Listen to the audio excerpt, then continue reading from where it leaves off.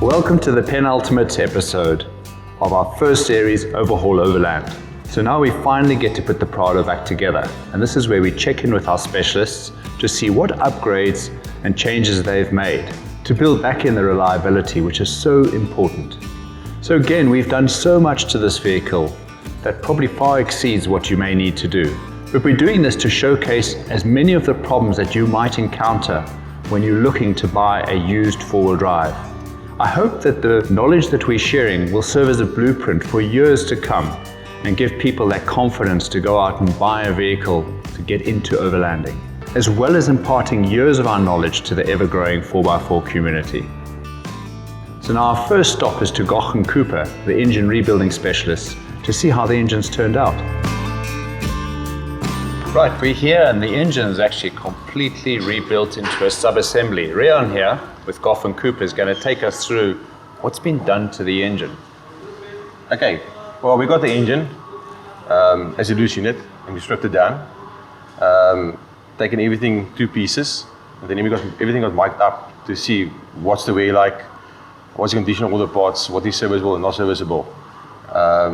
We found the crankshaft had to be checked out, has been cut. The cylinder liners was actually worn quite a bit on it, so we had to re-sleeve the block back to standard because we couldn't get aftermarket pistons for it. So that has been done back to standard. So we're using Toyota pistons again with the sleeves back to standard. Back to standard. Okay, that's great. Because it's proper quality and then it can run for another good couple of thousand kilometers. Yeah. Cylinder head was stripped and checked. We could overhaul the head, but you can buy new ones, so rather opt for the new one, then you know it's in a good, solid state to reuse again and there's no issues later on. On the rebuild, a couple of things. When the block came back from the guys that did all the sleeving and stuff, you need to do the pre-top of the pistons. So you can make sure that the compression height is right, that there's not excessive compression inside the cylinder, which will cause damage, or to low compression, which will also cause damage and excessive and premature wear.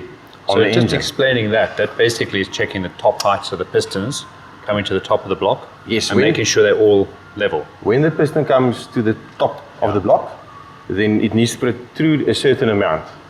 So if it is too high, then the compression pressure is too high in the cylinder. Right. And when it's too low, then the compression is too low in the cylinder. So either way, you're going to have a problem because if it's too high, you'll have excessive load on bearings and components. Yeah. And when it's too low, you'll have improper combustion, which is also bad for a diesel engine. Right. And how do you do that? You measure the heights with a dial gauge, and then you see how much the protrusion is above it, and then you take the piston out again, and then if the piston was too high, you need to top the piston off, you skim the top of the piston off. If it was too low, you need to deck the block a bit more to get the piston up a bit more in the engine. On that, then we finished the assembly of the engine. The diesel pump was overhauled completely, because you can't put back a used and old pump on it because diesel wears the inside of the pump out. So you need to have that redone, calibrated.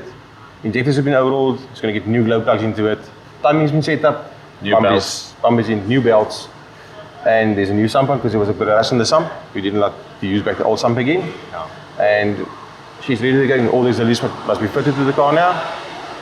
Exhaust manifold, turbocharger, that's also been redone, new unit. And then intake is also been cleaned out, so it's ready for fitting, and then starter follows after that. Yeah, so all the auxiliary parts have basically been cleaned up. The exhaust manifolds were machined down, so we get a nice surface against the exhaust manifold.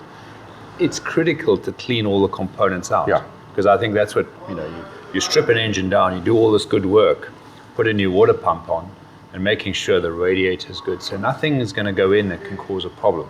Exactly. And have issues further down the line. Yeah. Now, once we put this engine back in the vehicle and build it back up together, we're going to bring it back down to you guys to run in. Now, the running in procedure is absolutely critical. I mean, I think the days of people with a little sign on their car saying running in, crawling around is a misconception and probably a misunderstanding of how important it is to run it in. And we're going to bring it back down to run it in on the dyno, so we can actually get that process understood, properly done. And I know you guys do it all the time. Yeah, so it's easier procedure in doing it. Yeah. Not the old ways anymore, because it's not exactly the right way. Yeah, and that's going to give the longevity of the actual engine, and make sure that all the components, the temperatures are correct. We're going to use a running in oil. So again, it's about proper preparation of this engine. It's not just compromising on taking shortcuts, because the moment you take a shortcut somewhere down the line, you compromise all the work that's been done, all the expense. I think that's understanding. People need to understand the process to see the value in doing all the extra work that has to be done. Yeah, it doesn't help you buy all the right parts and you scheme on all the small stuff that is actually also important still. Yeah, absolutely. So everything works hand in hand to have the end product that is perfect for this to run and last a good couple of years. More than that. Okay, thank you very much, Rian. Thanks for your team. Pleasure. You've done a great job. Very good. Thank you. So next is our drivetrain. Then Alaric and his team stripped down the gearbox, the transfer box, and the diffs. And with the help of the fantastic kits from Tamer, we were able to put back all the parts that we needed to rebuild the gearbox, the transfer box, and the diffs, to give them back that reliability, knowing that we've got brand new parts as well as upgrades to improve those weaknesses, especially in the gearbox. So Eric, we finished the diff.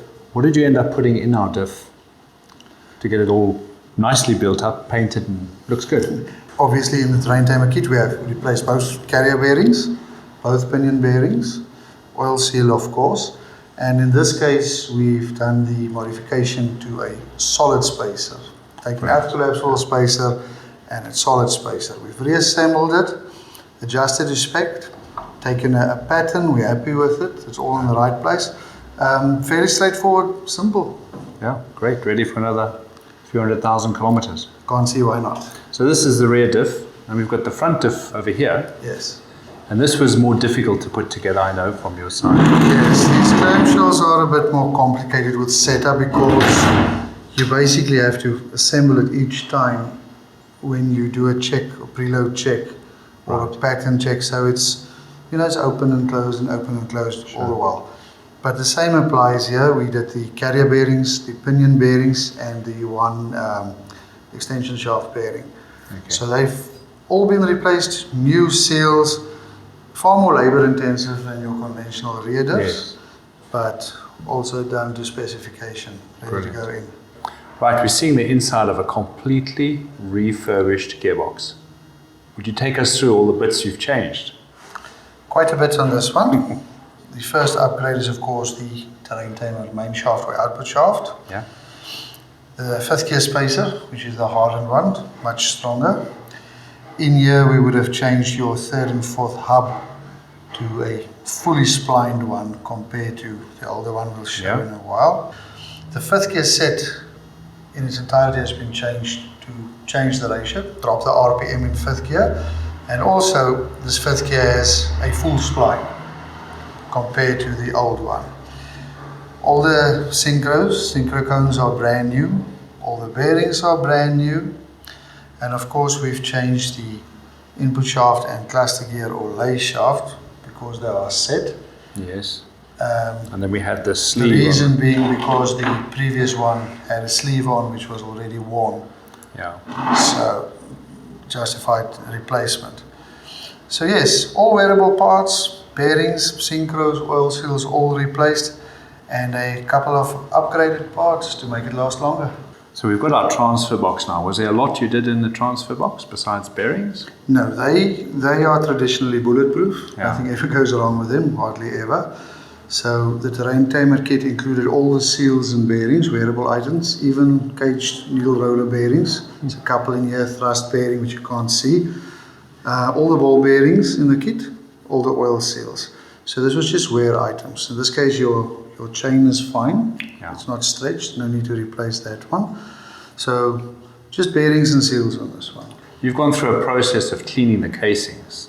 Now if I look at this, it's almost like new, it's beautiful. How did you get it like this?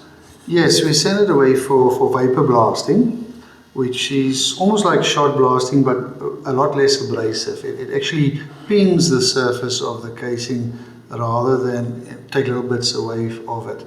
So it's not all that good for removing rust and old paint, but for getting the original sheen back to aluminium casings, vapor blasting is is the latest thing in restorations, especially if you want it to look nice.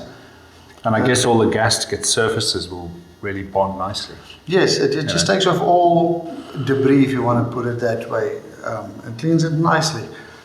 We don't do it on each and every job, but on special requests and restorations, we'll do that. So Rick, what is going to be our next step to get this completely finished up?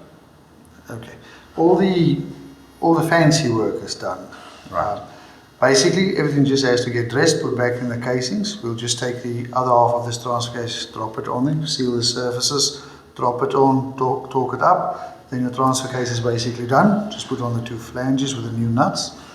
And the same applies for the gearbox. We'll just put the gear train, which we saw earlier, in one of those casings, sealer, torque it up, and it's quick work from here. Right, and then we're going to take it from there and drop it off back at Snyman 4x4. Yes, and you can reassemble the whole vehicle for you. Fantastic. Well, thank you for the great work and certainly the insights into what we needed to learn about this process. And thank you for the opportunity to be part of it.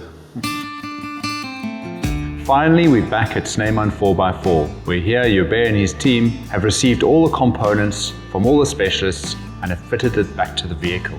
It started out with initially taking the gearbox, fitting that into the vehicle with new mounts, looking at the engine, building back on all the auxiliaries, the water pump, the alternator, the inlet manifold, the exhaust manifold, the flywheel, the clutch, and only then can the engine be fitted back into the vehicle. They've also rebuilt the rear axle, fitting the reconditioned differential, new brakes, new discs, all the bushes have been changed, and that whole axle has been refitted into the vehicle. So they've also fitted the front differential, the clamshell differential housing that's gone back into the vehicle with brand new CVs, upper and lower ball joints, completely new brakes, wheel bearings, and all the components and bushings needed to refurbish that front suspension. So I'm confident that moving forward, I don't have to worry about the underbody. It's really being completely and thoroughly reconditioned. We've put in a brand new Toyota radiator, new air conditioning condenser. Tamer supply kits for radiator hoses, which come with all the hoses needed on the engine, heater hoses. We fitted a complete set of hoses to the engine. So the Tamer filter kit comes with an air filter, fuel filter, and oil filter. We've also fitted an auxiliary fuel filter made by Tamer, as well as a catch can that they make. So these are great products. We fit them on all the vehicles that we build, especially a catch can fitted to a turbo diesel engine, and the fuel filter goes on every Overland Expedition truck. And that gives me the confidence knowing that we've got our fuel system taken care of. So, Hubert, we've almost finished this massive project. Yeah. What's still to do? Well, basically, yeah, we get to the point where you have to double check your work. We've basically removed all the bolts, so there will always be one hiding that you forgot to tighten. So basically what we do is me and my mechanic, we will go from the back to the front and feel every single bolt, and we will just put a little white spot on it with a little bit of Tipex. Not a nice line, otherwise your car will look like a zebra underneath. But just a little mark just to remind you, you did tighten it. Yeah, and that's a critical thing, Hubert. I know how important it is. Things can slip through. But more importantly, I want to thank you and your team, because you guys work so well together. It's an enormous responsibility taking on a build like this and rebuilding an entire vehicle. And I know the amount of time, energy and commitment the team have put into it it's huge. So I really value it. I know the miles that we're going to get out of this vehicle from everyone that's put into this is going to be incredible. From now, we take the truck, before we start it, we take it from here down to Goch and Cooper, where it will go onto the dyno for the pre-startup. And that's critical to show you how to run an engine in. So make sure that you follow us and watch the next episode, because this is often overlooked, how to run an engine in properly. Thanks, Hubert. No problem. So I hope you've enjoyed this journey with us. Please remember to like and subscribe and share it with like-minded people.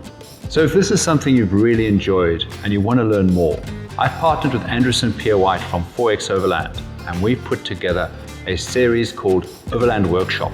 This is an online course, and is going to share with you our insights, our experience on how to better prepare you to go into the overland world and travel through remote parts of the world on expedition.